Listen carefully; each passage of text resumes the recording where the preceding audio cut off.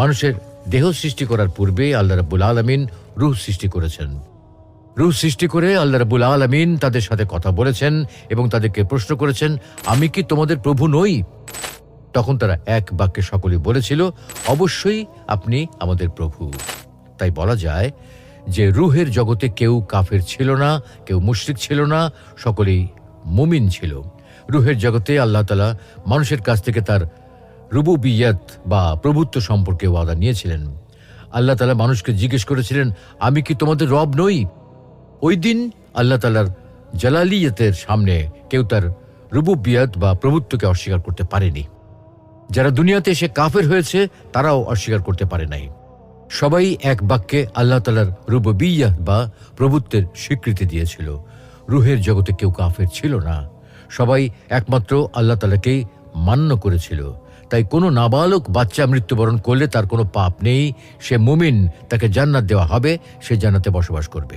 ঠিক তেমনি কোনো পাগল ব্যক্তিরও কোনো পাপ নেই, সেও জান্নাতে প্রবেশ করবে, কারণ তারা সবাই রূহের জগতে আল্লাহ রাব্বুল আলামিনকে রব হিসেবে স্বীকৃতি দিয়েছিল।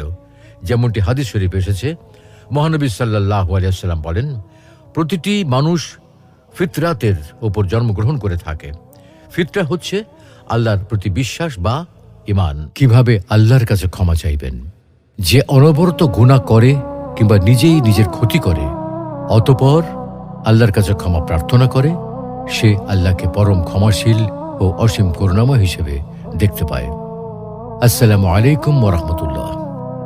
সুপ্রিয় দর্শক, মানুষ মাত্রই ভুল করে, কারণ মানুষের মাঝে জন্মগতভাবেই ভুল করার প্রবণতা রয়েছে, আর তাই কোনো মানুষই ভুলের ঊর্ধ্বে নয়।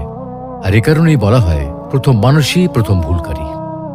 মানুষের এইসব ভুল হতে পারে মনের ইচ্ছায় কিংবা অনিচ্ছায়, তবে ভুল যেভাবেই হোক না কেন, কোনো কাজে ভুল করে সঙ্গে সঙ্গে আল্লাহর কাছে ক্ষমা প্রার্থনা করলে আল্লাহ তাআলা বান্দাকে ক্ষমা করে দেন। আল্লাহর ক্ষমার পরিধি কতটুকু বিস্তৃত! আসলে আল্লাহ রাব্বুল আলামিন হলেন গফুরুর রহিম, পরম ক্ষমাশীল, অতি দয়ালু। তিনি বান্দার ভুল ত্রুটি, পাপ তাপ, যাবতীয় অপরাধ ক্ষমা করে দেন। বান্দার উপর দয়া ও করুণা বর্ষণ করেন। বান্দা যখন আল্লাহর দ্বারস্থ হয়, তার কাছে ক্ষমা চায়, তখন তিনি তার ক্ষমা ও দয়ার হাত প্রসারিত করেন। বান্দা ইস্তেগফার করলে তিনি বান্দার উপর নেমে আসা অনিবার্য আযাব পর্যন্ত বন্ধ করে দেন। তাই তো ইরশাদ হচ্ছে, তারা ক্ষমা প্রার্থনা করলে আল্লাহ তাদের শাস্তি দেবেন না। আমাদের প্রকৃত মালিকানা তো আল্লাহর, আর বাস্তবিকই তিনি আমাদের মালিক। আর এই কারণেই আমাদের উপর আবশ্যক হল একমাত্র তাঁরই ইবাদত করা, তাকেই একনিষ্ঠভাবে ভালোবাসা। একথা পরম সত্য যে যদি মহামহিম আল্লাহ রাব্বুল আলামিন চান, তাহলে তিনি মুহূর্তের মধ্যেই আমাদের সকলের প্রাণ হরণ করে নিয়ে যেতে পারেন, এবং এ ব্যাপারে তিনি সম্পূর্ণরূপে সক্ষম। আমরা যে প্রতিদিনই ঘুমাই, এর অর্থ হল আমরা প্রতিদিনই মৃত্যুবরণ করি, কারণ ঘুম হল ছোট মৃত্যু। এজন্যই তো সকালে ঘুম থেকে জাগ্রত হয়ে আল্লাহ তাআলার কৃতজ্ঞতা আদায় করে বলি, সমস্ত প্রশংসা সেই মহান আল্লাহ তাআলার, যিনি আমাদের প্রাণ ফিরিয়ে দিয়েছেন। এখনো যে আমরা বেঁচে আছি, এ তো তাঁরই আদেশে, তারই অনুগ্রহে বেঁচে আছি। হে আল্লাহ, আপনাকে সাক্ষী রেখে বলছি, আমি আপনাকে ভালোবাসি। হে আল্লাহ, আপনি আমাদেরকেও তাদের অন্তর্ভুক্ত করুন যাদের আপনি ভালোবাসেন। হায় আফসোস যে দুনিয়ার জন্য আপনি আপনার জীবনকে কোরবানি করে দিয়েছিলেন, সেই দুনিয়ার কোনো কিছুই আজ আপনার কাজে আসছে না। আপনাকে আপনার বাড়ির সামনে সুন্দর বাগানের কবর দেওয়া হয়নি, কারণ বাড়ির সামনের দামি জায়গাটায় আপনাকে কবর দিয়ে এই জায়গাটা তারা নষ্ট করতে চায় না। আপনাকে কবর দেওয়া হয়েছে কোথায়? সেই গোরস্থানে, যেখানে সকল মানুষকেই কবর দেওয়া হয়। আজকে ওই দরিদ্র ব্যক্তির সাথে আপনার কোনো পার্থক্য নেই। হায় রে দুনিয়া, আজকে আপনার বাড়ির সামনের মূল্যবান জায়গাতে আপনাকে কবর দেওয়া হয়নি। আপনার মৃত্যুর পরবর্তী কিছুদিন পর্যন্ত আপনার প্রিয় মানুষেরা আপনার কথা মনে করবে, আপনার কথা ভাববে, কিন্তু তার কিছুদিন পর তারা আর আপনার কথা ভাববে না। তারা প্রত্যেকেই নিজ নিজ কাজে ব্যস্ত হয়ে যাবে। খুব দ্রুতই আপনি তাদের কাছে হয়ে পড়বেন এক অতীত। আপনি আপনার প্রিয়জনদের জন্য অর্থ উপার্জন করতে গিয়ে আপনার নিজের কথা ভুলে গিয়েছিলেন, আপনি আখিরাতের কথা ভুলে গিয়েছিলেন। কিন্তু হায় আফসোস, আজকে এই সব কিছুই আপনার কোনো কাজে আসছে না। অতএব প্রিয় বন্ধুগণ, সময় থাকতে সাবধান হন। এখনো সময় আছে। এই দুনিয়ার মোহ ত্যাগ করে নিজের আখিরাতের সম্বল সঞ্চয় করুন।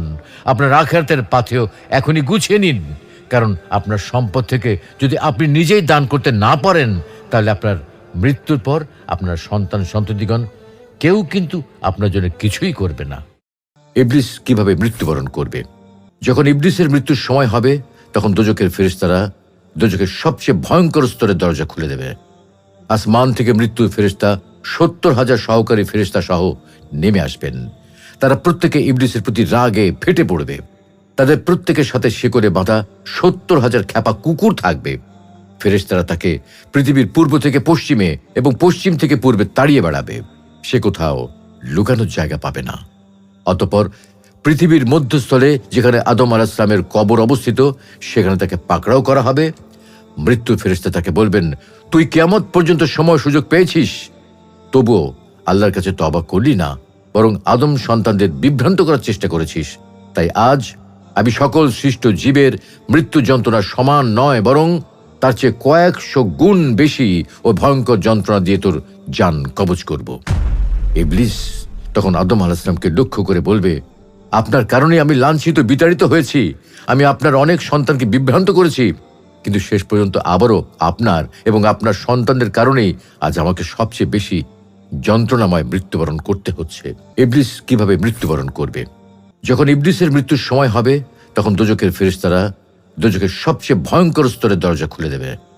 আসমান থেকে মৃত্যুর ফেরেশতা 70,000 সহকারী ফেরেশতা সহ নেমে আসবেন।